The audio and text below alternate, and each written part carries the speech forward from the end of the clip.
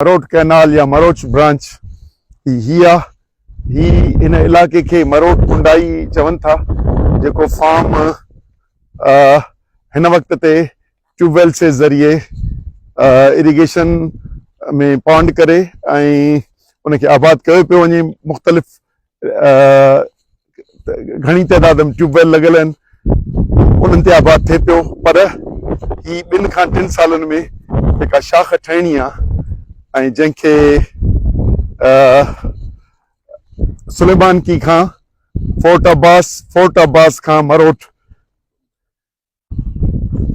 त उन करे ही सॼो चोलिस्तान जो उहो इलाइक़ो आहे जंहिंमें ही पार्ट 2 आहे, जिते ही इफ़्तिताह थी चुको आहे।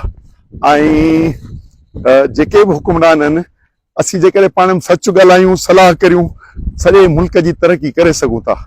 पर कूड़ ॻाल्हाए, धोखो ॾेई ऐं हलणु इहो मुनासिब न आहे। ही ॾिसो, साम्हूं ई ॾिसो, मशीनरी आहे जेका पाण खे हिन ते शाख ठाहे थी ऐं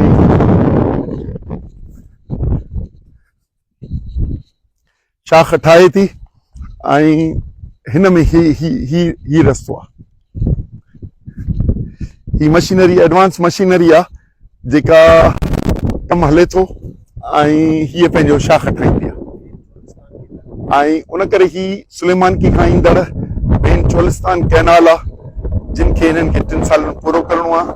मरोट जी जाइ ते हीअ मरोट कुंडाई एरिया आहे, जिते मुख़्तलिफ़ फार्म्स ठहियल आहिनि ऐं सॼी हिकिड़ी सर्विस सेंटर ठहियल आहे। ऐं हिते ई इफ़्तिताह थी चुको आहे। जेको सरकारी इफ़्तिताह जेको महीने खण में पोएं महीने में थियो, उहो हिन इलाइक़े में थियो।